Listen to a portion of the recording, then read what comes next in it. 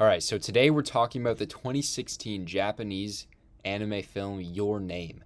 And I've been meaning to watch this one for quite some time. I know I have quite a few friends that have seen it and have been telling me to watch it for quite some time. And I mean, it just seemed like it was heralded as one of the best anime films, not even of the 21st century, but of all time. And it did have a lot of hype going into it, so I was a bit nervous. And I had known roughly the plot about them switching places and everything, but yeah, I think it definitely lives up to the hype. It's just such a great experience and would highly, highly recommend it to anybody. So we'll get into a bit about the movie now. So Your Name is directed by Makoto Shinkai.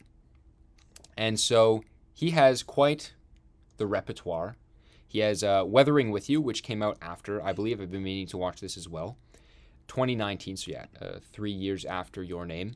5 centimeters per second. The Garden of the Words, or The Garden of Words, Children Who Chase Lost Voices.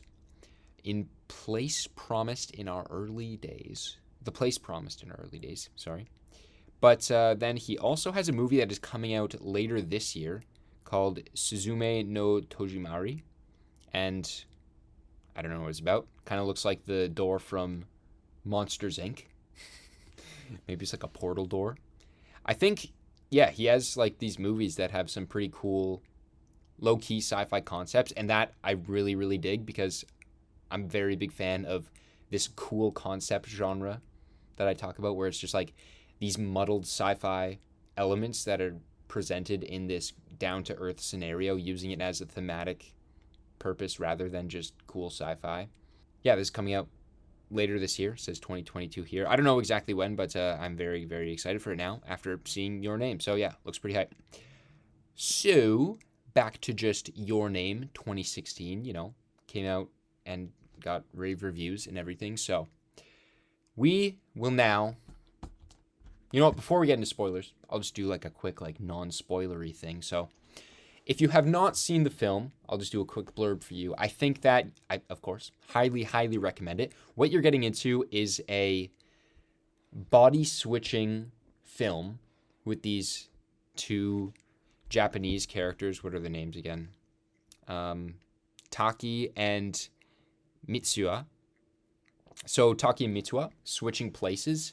And as you can see from the poster, there's these comets that are in the sky. And that is kind of one of the fantastical elements to the movie. So, yeah, it begins and they are switching places and everything, and they're trying to navigate that. Yeah, that kind of lead up is always super fun. And so I think with this movie, what you're going to get is something that all of the themes and the imagery, the items that they use in the movie are all just oozing with purpose. If you even just go watch the trailer, the music that accompanies it, and just like the sweeping shots of landscapes and the sky and everything that they're saying, the narration, it's just oozing with meaning and with this longing. So the core themes of the movie, of course, are just love and longing. And I think that it just hits the nail on the head with that feeling of longing for something that you don't really know what it is. And that's a feeling that I think everybody can relate to. Of course, I can relate to it very strongly, and I really don't think it's just me, that there's always this, maybe not just longing for something or for someone, but you don't know what it is. It's just having a hole or something that you want to give you purpose, but you don't know what it is. And yeah, I think this is probably the definitive transfer or just the definitive depiction of that feeling. And it's, yeah, such a meaningful feeling that everyone can relate to. And so it just works so well. It's the personification. I guess not personification because it's not a person, but you know what I mean. The visual representation of that feeling. Okay, so we will get into spoilers now. Just a warning. So if you do not want to hear any spoilers, please leave if you want to. If you don't, hey, whatever. I don't control you. So, at the beginning of the movie, we have this opening sequence with that kind of rock song. I forget what the band was called. It was like the Radwimps or something. It was on the trailer when I watched it. But So we have the two characters, Mitsuha and Taki. And so Mitsuha is a girl, and she's living in a rural town of Itomori in Japan, of course. And then Taki is living in Tokyo. And then there's this whole thing where she begins, as we're following Mitsuha, she begins to have lapses or seems to forget what she did yesterday. She goes to school and people talk about how she was acting yesterday, but she doesn't know what they're talking about. She forgets exactly what they're talking about. And so the buildup, like I said before, is just so fun figuring everything out. And I was a bit nervous going in that all this buildup and everything was going to be about them, like all the intricacies and everything. But I think it really gets to the point quick enough that it works very, very well. Because you have these couple days of them having these laps in their days and being like, okay, what happened yesterday, blah, blah, blah. And then eventually they get to the fact where, yeah, you have that shot of one of them on the top, one of them at the bottom. We're like, we're switching bodies, blah, blah, blah. And then you get in these whole montages of them like writing notes for each other, writing down important things that they need to know for each other. And yeah, it's just such, cool concept right off the bat. That's what you need. Cool concept. And yeah, eventually later on, it just ties together so well. So yeah, they learn to communicate, blah, blah, blah, everything like that. And so then you also have with Taki, as he's living in Tokyo, and whenever she's in if she's in his body, the stuff with him having to go to work was great, of course. And then setting up the date with that other girl whose name is escaping me, and I think I wrote it down somewhere. Okudera. Yes, Okudera. So she sets up with the date with Okudera, and as this stuff is going on, just the ideas of them switching bodies and just everything that implies, it's just so interesting to think about, like, the intimate way that you're connected with that person now. And that definitely dives into that later on. But I'm just thinking to myself, if she goes on a date, or if he goes on a date, but she is in his body, he's not experiencing that connection. But is she really building a connection because she's in his body? I don't know. But yeah, it's just a great concept to have connecting two people. And so, yeah, so that's kind of a lot of stuff with him going to work, him having this really, really busy lifestyle. And then when he goes in her body, he goes to school, and his attitude is just more, I don't want to say intense, just he's not going to take anything. He's just more of a brat, kind of, let's be honest. Just a bratty teenage boy. And of course that it's weird for everybody around him and everything. So yeah, all that stuff with that buildup and them just trying to figure out what's happening, it's great. I really, really loved it. And I was like, okay, this is a fun ride so far, but it really does get elevated later on. So early on in the movie, you also just have the comet. So you have that sweeping shot of him standing on his Tokyo balcony looking at the comet. And we know that it's important from early on. Oh, excuse me. And so as they're going throughout all this stuff, they're going through all this body switching stuff, and then suddenly one day it ends for no specific reason. And there's also, when he goes on the date with Okudera, he tries to call her, and she doesn't answer.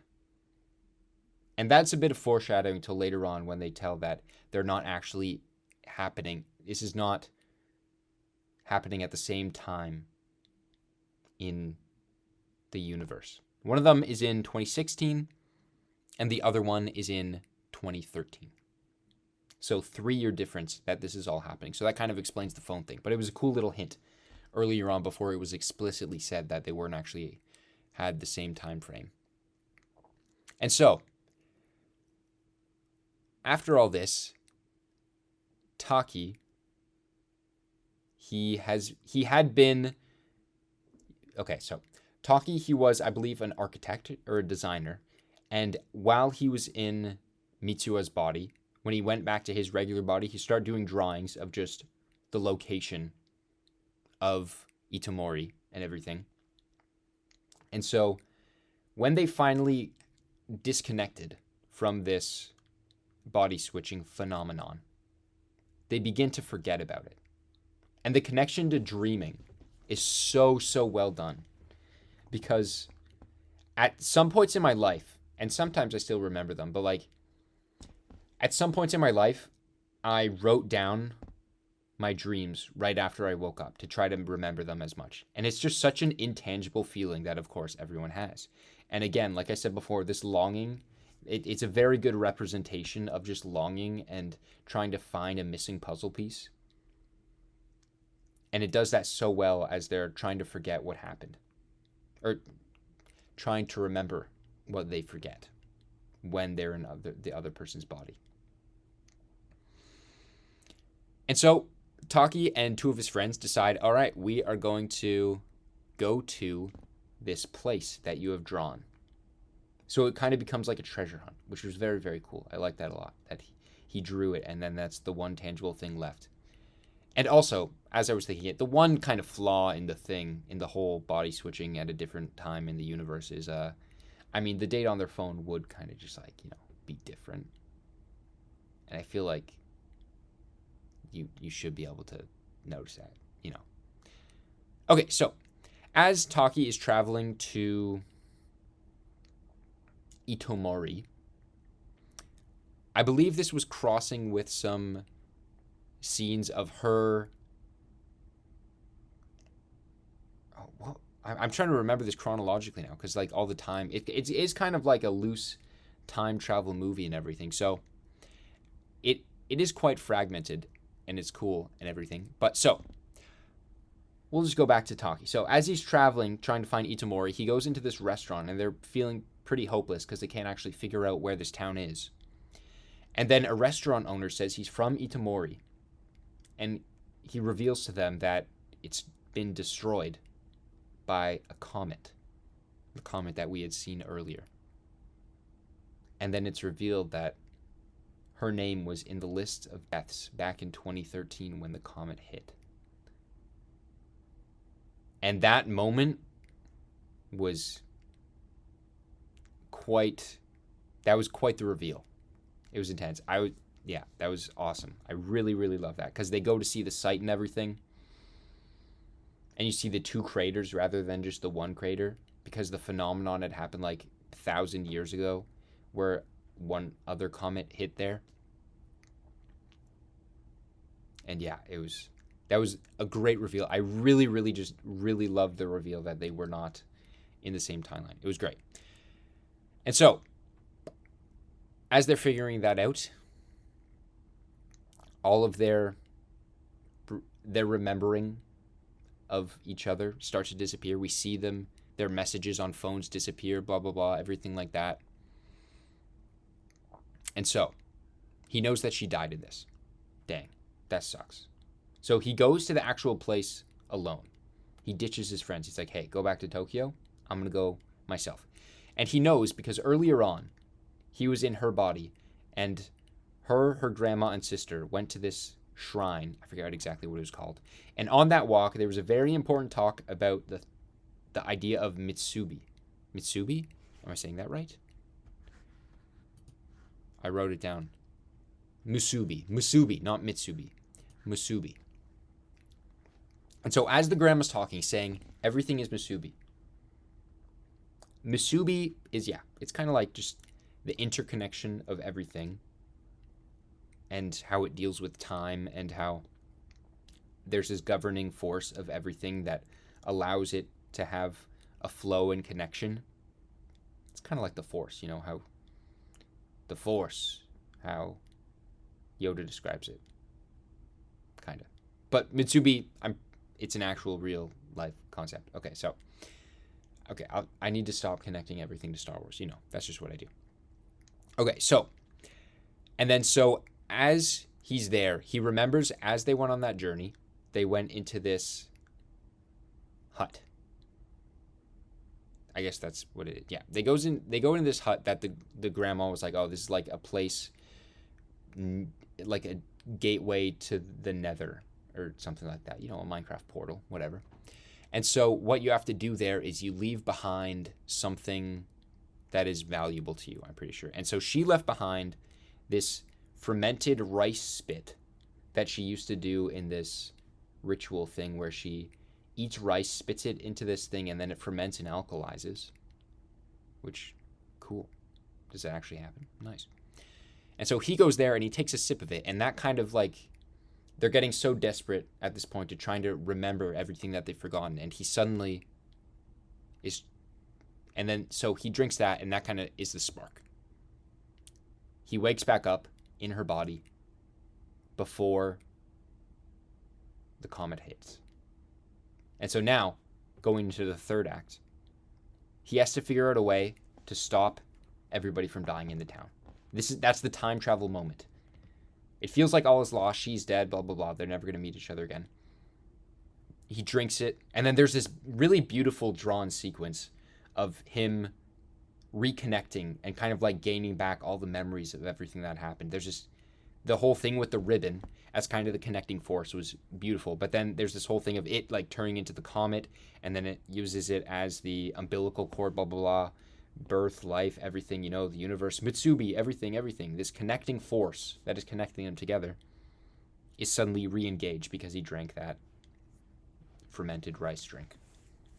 So, you know, sometimes when there's strange substances around, drink it, see what happens. Maybe they'll trip out. Okay, never mind.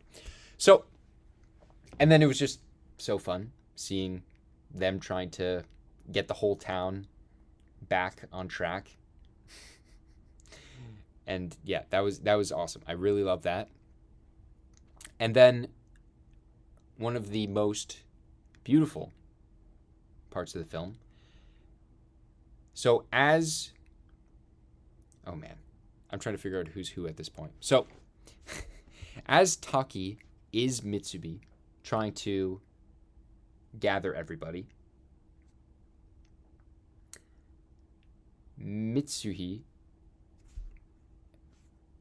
sorry, I'm saying it wrong. Not Mitsubi. Mitsuha. She is in his body at the temple. And so in his body, she thinks that she sees or hears him vaguely at the top of the hill. So they both go to that top of the hill, and it's at twilight. And there's this one very subtle thing earlier on that I didn't really catch on the first watch, but after watching a few things, there was a teacher in one of Mitsuha's classes, and she was talking about the concept of, it was like in English, it kind of like translates to like twilight, but katawara doki,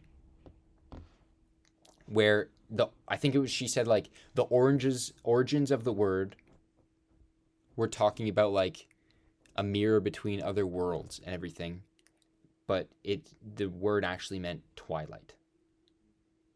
And so they meet there, and it is twilight, which was lovely.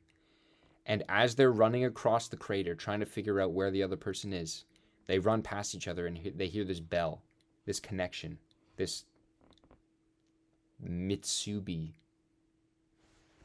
connecting them. Is that the right word? I keep on thinking I'm saying it wrong. No, musubi. I keep saying mitsubi. I'm mixing it with Mitsuha. So Mitsuha, musubi. Mitsuha, musubi. So yeah, beautiful scene. Love that.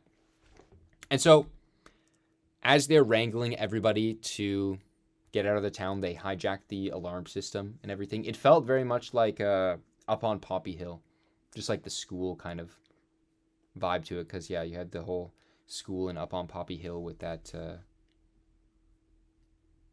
forget what the club was exactly, but yeah. And so it seemed like all is lost and everything, but somehow it doesn't really show it, because it's like they hijacked the radio system and everything, and then her dad is like, no, you're just being crazy kids, false alarm everybody. But then we cut back to Taki his timeline, and the crisis has been averted.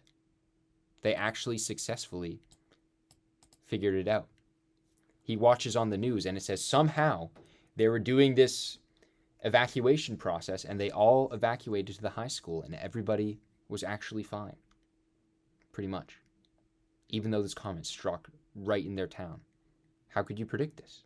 It's crazy. What? And that was great. Really like that. And then you have the whole ending sequence, which lasted quite a bit, maybe like 10 minutes, of them just growing up, going about their lives, forgetting everything that happened. Everything that happened just became the dream that they woke up and no longer remembered. Which, again, the best depiction of like that type of forgetfulness, that like, oh, tip of my tongue, this one piece of the puzzle that I just can't figure out. But then there's all this talk about how, oh, when we see each other again, we'll know. I think that was a quote in it. Oh, and also as they were on top of the mountain, and it was such a great cut where he was writing on her hand, and then she was about to write on his hand, but then it just cuts to, okay, the marker dropped and she's no longer there. That was great. And then he wrote, "I love you" on the hand. Oh my gosh. Crazy. It was just, what a great moment. And so, yeah. And then eventually they go about their lives. She's eventually in Tokyo and they see each other on the trains.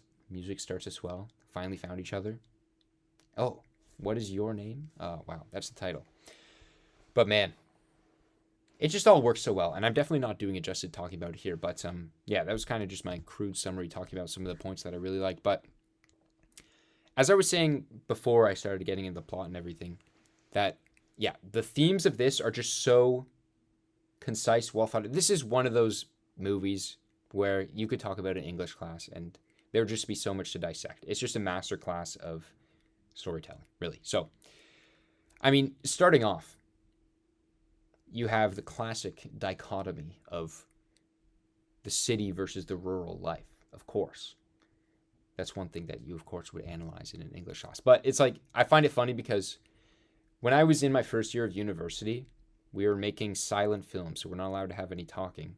And some of them were like, a lot of them were doing docs. Oh, I think it was a class that was specifically supposed to do docs. So we all had to do a doc, but it was a silent film. So it was kind of just watching the world somehow. And so many people, because it was in a city, were doing the dichotomy of nature versus the city.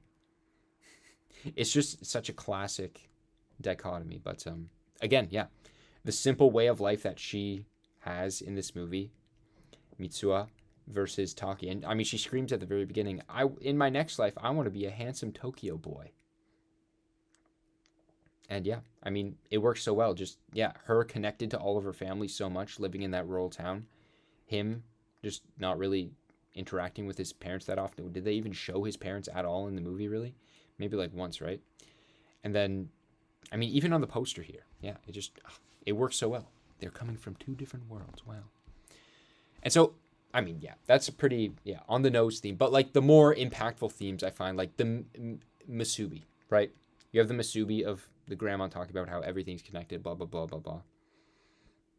And that the dreamlike forgetting, I think, was the key to everything. The fact I didn't want it to be just like I was saying at the beginning, when they were suddenly figuring everything out, that's super, super fun to them, like figuring out they can write notes to each other, blah, blah, blah, telling each other about what happened during the day and kind of navigating that scenario. But I was worried that was just going to continue the whole time and it wasn't going to get wrapped together nicely. But I think the fact that it didn't just go with that and that it had the phenomenon of them forgetting everything, which is more supernatural, rather than if they were just going for the more logical, trying to navigate this life. I was very, very happy with how it all came together and everything. So, yeah, I think that, like I was saying before, again, the cool concept is like the use of sci-fi when it's grounded in reality. In general, I think the main definition of sci-fi is using these scientifically impossible elements that allow us to analyze actual humans and just like the world that we know, using those concepts to augment something, to highlight something about human nature or just life. And that is exactly what this concept does, which is great. Loved it. And I guess at the same time, it is kind of a time travel movie, which I love to analyze. But I think about this movie, what makes it all make sense for me, because analyzing the logistics of time travel is always a hassle, and I don't think there's a single movie that does it perfectly, because something always has to coincidentally happen. But with this movie, I think that the Masubi that they're talking about kind of makes everything make sense. It's like, if we're thinking of using the thread that they have as a metaphor, when they first met that very first time, before everything happened on the train, she gave her that thread for some reason. And that is their connection. The Masubi is destining them to be connected. I really hope I'm talking about the Masubi right. I think I am, but it is kind of, it's very high concept. But yeah, so they are interconnected. And so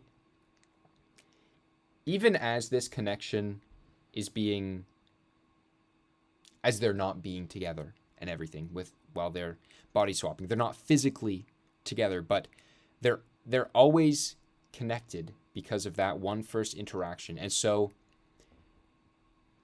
their timeline is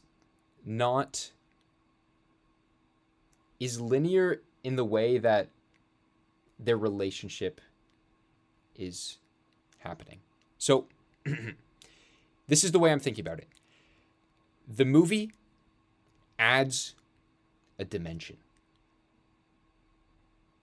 So if we're talking about 1, 2, 3 dimensions as like the physical dimensions that we see, and then the fourth dimension as time, I argue that this fifth dimension is adding the inexplicable feelings that people feel that are just as valid as any other dimension.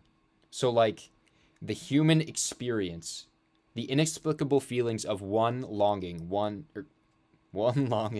to love, the two core factors of the movie. That is an added dimension that has its own set of, I don't want to say rules, but set of things that it allowed to happen. And so the time travel can kind of be justified in the way that they are connected with, they are star-crossed lovers, kind of literally, if we're talking about a comet, you know. And it's that this love is going on this journey, and even though they're kind of bending time and changing the past reality of her dying in the comet and everything, it all is going along their human feelings. It made sense when I thought about it earlier, I swear. But I think there definitely is some merit to that train of thought that maybe I could probably flesh out more. But that's my theory that I'm coining right now. The fifth dimension. I'm coining the theory of the fifth dimension right now. Yeah, crazy. But yeah, I mean, it allows me to justify the time travel and make it make sense. Because them just waking up and getting another chance to do it. And I mean, just in general, the time travel of going from 2016 to 2013 has some wonkiness to it, because I was saying earlier, like on the phones, they really didn't just like see the dates and everything. It's really just the natural progression of the relationship allows time to be less of a factor rather than just their connection.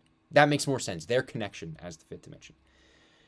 The red string that she gave him that he always kept with him could be a reference to the legend of the red string of fate tying soulmates together.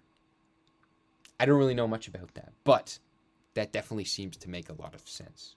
Because yeah, he had it on like the whole time, and she gave it to him earlier, and there's so much emphasis, especially in that one scene where he drinks whatever rice fermented drink, and it's kind of like the connection is being, I don't want to say reborn, but just like I guess reborn, because you have like the whole montage of like the umbilical cord. I think that was a very good, like, just connecting it to life in general, how yeah, they are connected. And I get, yeah, the red string was in like every single scene because she had it back in 2013, but then he had it as well because she gave it to him at some point. Am I stupid? I don't know. It was in a lot of it, and I agree. Just thinking about what I think those themes mean. Yes. And yeah, I mean, with the comet and everything, I really love the visual of the comet, of course. It's absolutely beautiful. And I think one thing that I noticed on myself, I noticed that so you have the whole lake, and then the comet hits the lake again, hits the city, and it kind of makes an infinity symbol. Rather than just a circle, it kind of makes like an 8, like an infinity. And I guess along with that infinity and all the implications that idea just means, it's kind of like two circles crossing if we're seeing them as both of the circles. They are permanently interlinked. Pretty cool. But yeah, that just goes to show all of the subtle things, all the subtle themes that work so well with this movie and tie everything together. Yeah, man. The comet was great. Loved it. I don't know what else to say. I feel like I'm drained of talking about that fifth dimension and trying to argue my point, but I really did love it. I really, really did. And thinking about it more, there is so much more to think about. And I'm liking even more. I might even bump it up on my rating. Like, I don't know.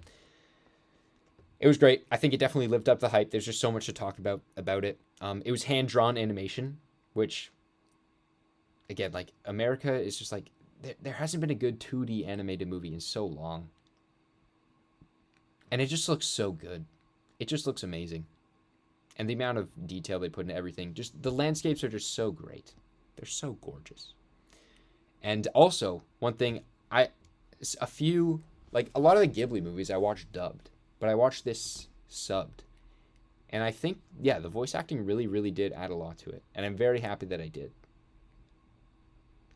It's just, yeah, language is such a weird barrier phenomenon. And I really think that, yeah, I'm very, very happy that I watched it subbed.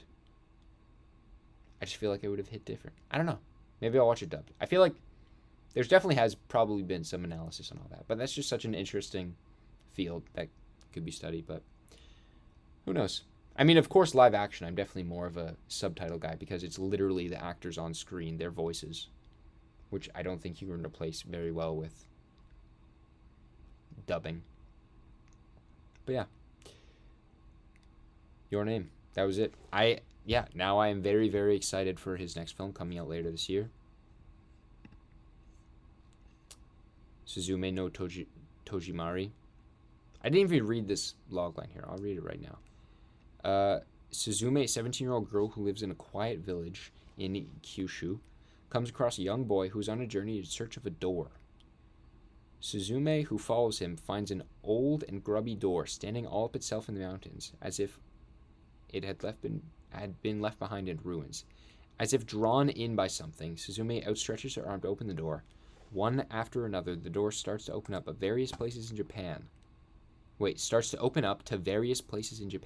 But due to misfortunes falling upon those on the other side, this door must now be closed. The stars and the sunset and the sunrise. In those places that she gets lost in, as though all of time had disappeared, and guided by a strange door, this is where Suzume's journey of closing doors, Tojimari, begins. The first half made sense. The latter half did not. But that seems pretty hype. It's just Portal in real life. But yeah, that seems pretty hype. Very excited for that now. And I think I'll watch Weathering with You sometime soon as well. Because, 2019. Fairly recent. I know it's on a service that I can get right now. It's on Hoopla. I'm Hoopla's biggest fan right now. But, yeah, that was Your Name. Very excited to watch his other stuff. Cool guy. What am I going to watch next week, you ask? I mean, nominated for Best Screenplay, Best Foreign Film this year. Yeah, that's it. Worst person in the world. we are going to do that next week. Letterboxd worst person.